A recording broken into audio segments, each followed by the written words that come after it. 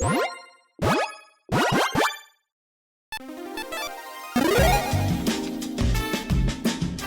and welcome to the Commander's Quarters. I'm your host, Mitch. Glad to have you here. Here at the Commander's Quarters, we're all about Commander on a budget. Today we have an episode of Commander's 2 Cents. On episodes like these, I give you my own personal take on topics about the format in general and current news. This show and episodes like this one are possible thanks to viewers like you. If you're looking for an easy way to help support this show, make sure that you like, share, and subscribe. Also, hit that bell notification icon so you don't miss any new episodes. And while you're at it, subscribe and review our podcast as well. You can also go check out our playmats and other merchandise at thecommandersquarters.com. Another easy way to support this show is with our TCG player affiliate links. So whether you're buying a deck or individual cards, you can use this general link right here or one in the description. And the final way that you can support this show is by supporting us directly by becoming a patron. There are many benefits to being a patron, and I truly couldn't do this without all of their support. So a little while back, I did an episode on the worst commanders of 2019. I took a critical look at every single commander that came out last year and gave my opinion on the 10 that I thought were the worst. This was very subjective, and I chose those commanders for various reasons. I didn't just choose the 10 commanders that had the least amount of decks built around them. I took into account the potential that those commanders had and how they could have been made better. So in a way, some of them were the most disappointing ones in my eyes from last year. Now I know these types of episodes seem kind of negative, but it seemed like many people enjoyed that critical approach that I took when I evaluated the commanders. And recommendations for how those commanders could have been improved upon seem to be appreciated as well. So with all that said, I'm at it again. Today I'm going to be taking you through my picks for the worst commanders from Theros Beyond Death. Like that last episode, I'm going to take you through my top 10 and explain why I picked each one. The commander might just be plain bad, or it had potential and just missed in some way. Again, this is all just my opinion, so keep that in mind. The commander that you're most excited about from this set might just have made my list. That doesn't mean that you're wrong or I'm right. Everyone's entitled to their own opinion. And I am well aware that not all legendary creatures are meant for Commander. Some are meant for other formats like Standard, but the way I'm going to be evaluating it is to consider them all as commanders. But let me just preface this episode with something really quick. There are only 27 legendary creatures in Theros Beyond Death. I was initially hoping that there wouldn't be 10 commanders that could possibly make this worst list. But in my opinion, unfortunately, there are a ton of duds in this set. There seem to be plenty of great cards for the 99, but the commander department is very lacking.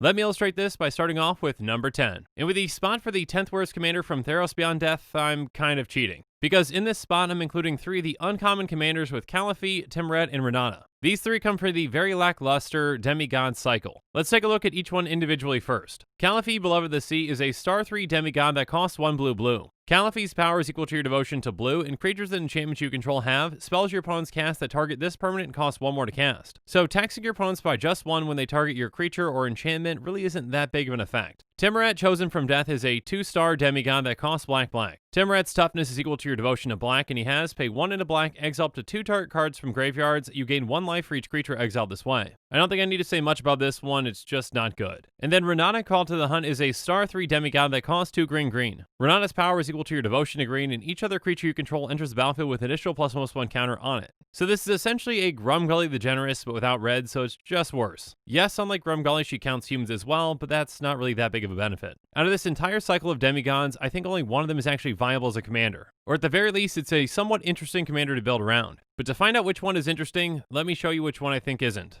So now it's time for us to move on to number 9. And the 9th worst commander from Theros Beyond Death is Daxos, Blessed by the Sun. Yes, that's right, Daxos is even worse than those other 3 in my opinion, and it gets its own spot. In all honesty, it's probably not worse to build around, but anytime I see the words gain life on a mono-white commander, I just tend to roll my eyes. It seems like Wizards think that's all mono-white is good for, and they just copy-paste those 2 words on every single mono-white legendary that there is. It's either some sort of a gain life or combat-focused commander that isn't really that good in today's meta. I'd appreciate if Wizards took a different approach to mono-white commanders at some point, but for now I'm holding my breath. There's definitely some salt behind this, and I apologize to those of you who've heard multiple rants on the subject. Anyways, let's actually read this commander.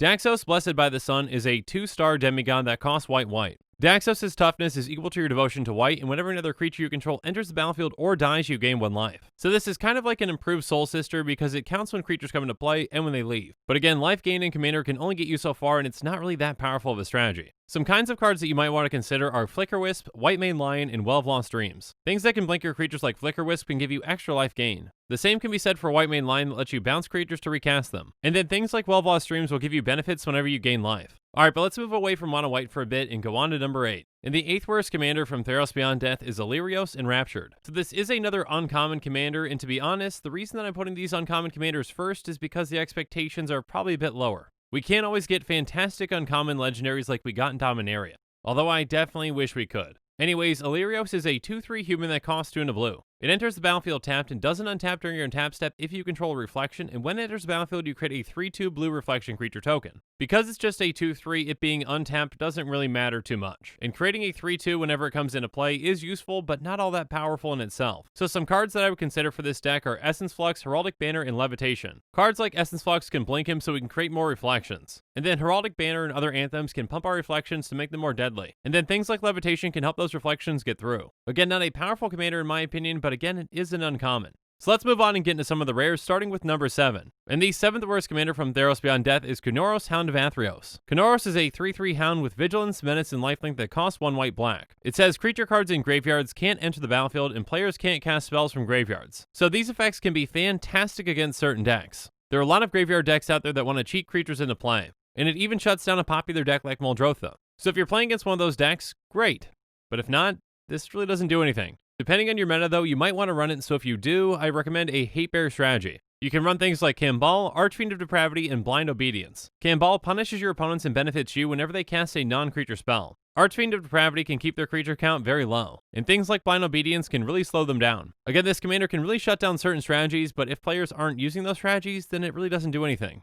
But now it's time for us to move on to number 6. And you might be shocked to see that the 6th worst commander from Theros Beyond Death is yet another mono-white commander. And that would be Taranika, a Crow and Veteran. Taranika is a 3/3 human soldier with Vigilance that costs 1 white/white. She has, whenever Taranika, a Crow and Veteran attacks, untap another target creature you control until end of turn. That creature has base power and toughness 4/4 and gains indestructible. So like I mentioned before, if a mono-white commander doesn't deal with gaining life, chances are it deals with combat. Untapping, protecting, and potentially pumping another creature can be good, but not all that powerful. Because Taranika doesn't have any kind of evasion, as a 3/3, it's going to be hard for her to survive combat on her own. Regardless, if for whatever reason you want to build around this commander, I recommend some things like a Darker Valkyrie, 2 arms, and Shielded by Faith. Creatures with tap effects like a Darker Valkyrie could be abusable with this commander. So adding in some mass untap effects like 2 arms could be good too. And like I mentioned before, you have to make sure that you protect Taranika, so Shielded by Faith would be good as well. But let's move on from that mono-white commander into number 5. And coming in as the 5th worst commander from Theros Beyond Death is Gallia of the Endless Dance. She's a 2/2 satyr with haste that costs red-green. She has other satyrs you control get +1/+1 and have haste, and whenever you attack with 3 or more creatures, you may discard a card at random. If you do, draw 2 cards. So unfortunately, there aren't too many satyrs that are out there, and the ones that are just really aren't that good.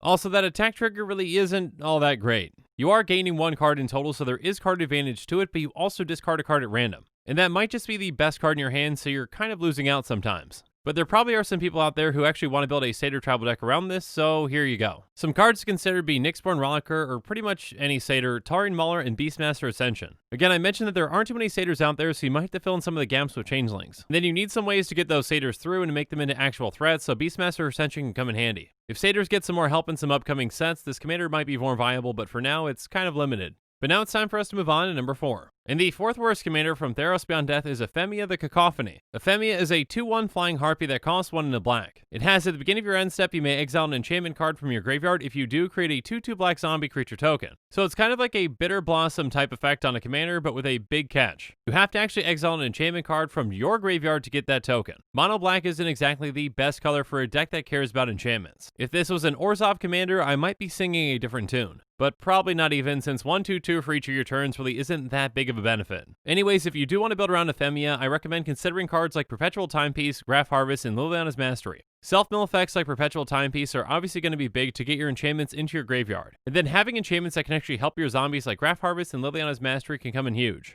But now it's time for us to move on to number 3. And these last 3 picks are probably going to be controversial to some, because there are definitely people out there that are pretty excited about these 3 commanders. Anyways, let's just jump into it, and the 3rd worst commander, in my opinion, for Theros Beyond Death is Uro, Titan of Nature's Wrath. The Titans have been getting a lot of attention because they are pretty unique in what they do. Anyways, Uro is a 6/6 Elder Giant for 1 green-blue. When it enters the battlefield, sacrifice it unless it escaped. And whenever Uro enters the battlefield or attacks, you gain 3 life and draw a card, then you may put a land card from your hand onto the battlefield. It has an escape cost of green, green, blue, blue, and exile 5 other cards from your graveyard. So basically with escape, you can cast this card from your graveyard for its escape cost. Now I do admit that since I haven't seen this escape mechanic play out, I could be very wrong on this. But I don't see it working out as well as many people think that it will. I do think that its ETB and attack trigger are good, but I think that people are also overvaluing that. It's essentially a growth spiral that costs more and gains you 3 life. And to actually get that attack trigger, Uro has to actually stick. You have to cast it, then escape it, and wait for you to attack with it. If it's killed, you can escape it again if you've got the cards in your graveyard to do so. If it's bounced or exiled, you have to do the whole thing over again. Now, you will get that ETB every single time that you recast it. But ask yourself this: is a repeatable growth spiral that costs either 3 or 4 mana and exiling 5 cards really all that worth it?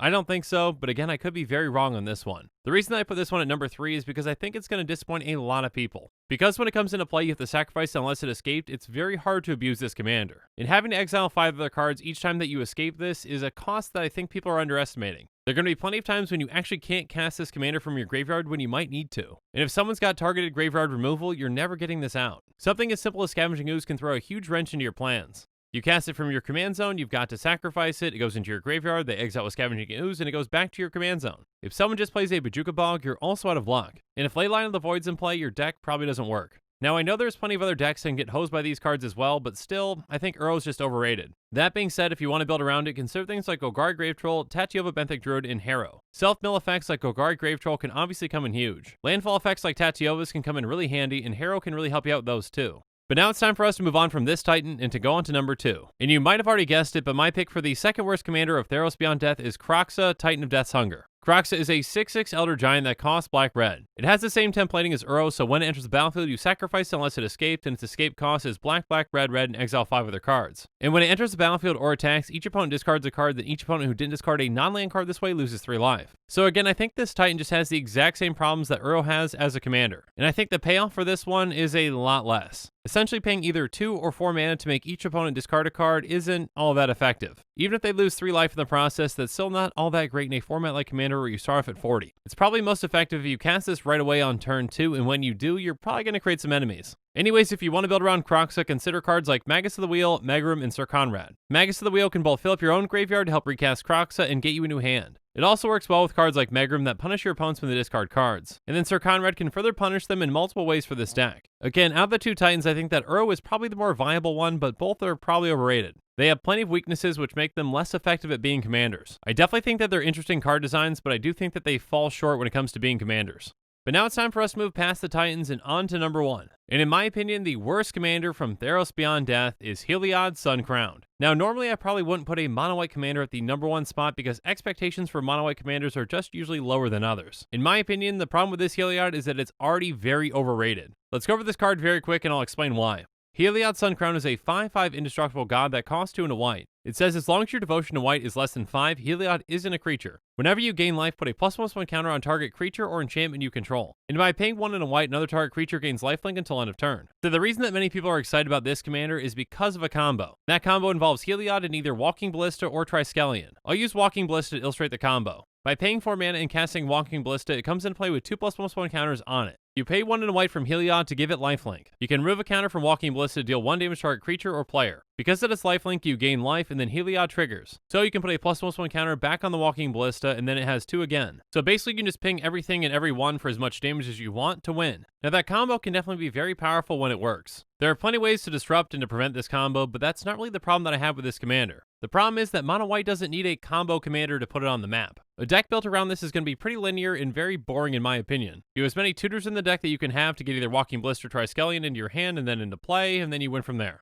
Now, there are definitely commander players that love a linear deck built around a combo, but I'd say the majority don't. In an odd way, the commander that this most reminded me of was Prime Seeker Vannifar. It can be a powerful deck, but it's extremely linear and plays out in the exact same way pretty much every single time. When it was first spoiled, many people thought it was going to be the most popular commander from the set by far. That definitely ended up being nowhere near the case. In a similar way, I think that there might be some hype around Heliod to start, but I think it's going to fall off. The reason that Heliod is the worst commander from the set for me is because Mono White doesn't need a combo commander to build around. Mono White needs a commander in the way that Boros needed Feather. Give Mono White some kind of a way for the commander to generate card advantage. There really aren't any options to do that outside of Shram. Wizards, I know that you can find a way to make card advantage work in white, so just go ahead and get it done. But with that, this show is coming to a close. So in the comments below, let me know what you think the worst commander of Theros Beyond Death is and why. And make sure you're following us on social media for more updates and sneak peeks on future episodes. Again, a huge thank you to my patrons who help make this show possible. I truly couldn't do any of this without your support. If you want to support this channel directly, consider becoming a patron. There are many benefits to being a patron, including being able to vote on future commanders for deck techs. There are even tiers where you get your own personalized deck tech dedicated to you. You can check out all the Patreon tiers and rewards at patreon.com/commandersquarters. If you haven't already, make sure that you like and subscribe to the channel. Here at the Commander's Quarters, we're all about budget commander. So while you're at it, go ahead and check out some of our other types of episodes. And with that, I'm out of here. Thanks again and have a good one.